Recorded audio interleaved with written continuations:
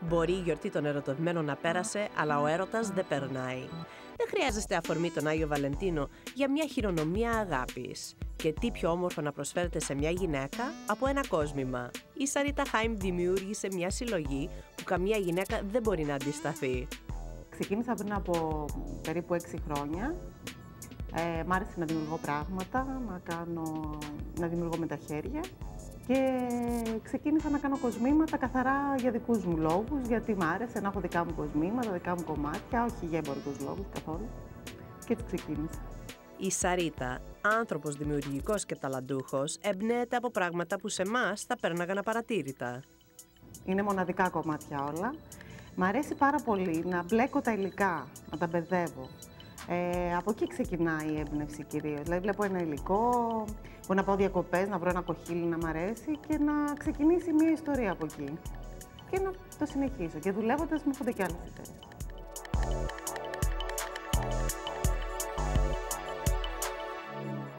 Κυρίως χρησιμοποιώ κρίσταλα και ημιπολίτιμους λίθους.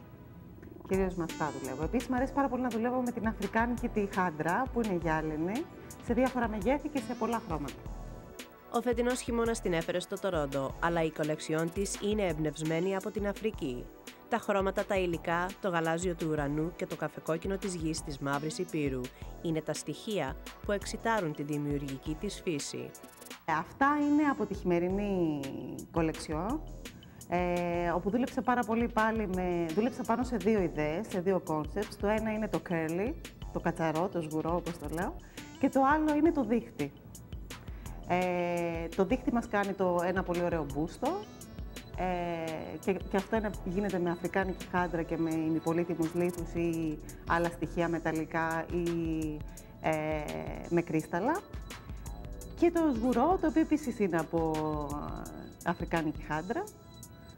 Αυτά τα 2 projects ουσιαστικά έχω, πάνω σε αυτά βασίστηκα για τη χειμερινή κολεξιόν. Η πρώτη της συλλογή ήταν αφιερωμένη στις καρδιές. Αν λοιπόν θέλετε να ανοίξετε την καρδιά της αγαπημένης σας, αλλά και για σας που σας αρέσει να κάνετε δώρα στον εαυτό σας, η Σαρίτα σας προτείνει. Οτιδήποτε είναι Σαρίτας Heart, γιατί και το λογότυπό μου είναι βασισμένο στην καρδιά. Όταν ξεκίνησα έκανα μόνο καρδιές. Καρδιές από ημιπολίτιμους λίθους, από πέτρες. Οτιδήποτε έχει την καρδιά της Σαρίτας επάνω θα ήταν ένα πολύ ωραίο δώρο. Οι προκλήσεις που έχει να αντιμετωπίσει μια νέα σχεδιάστρια κοσμημάτων τη σημερινή εποχή είναι πολλές.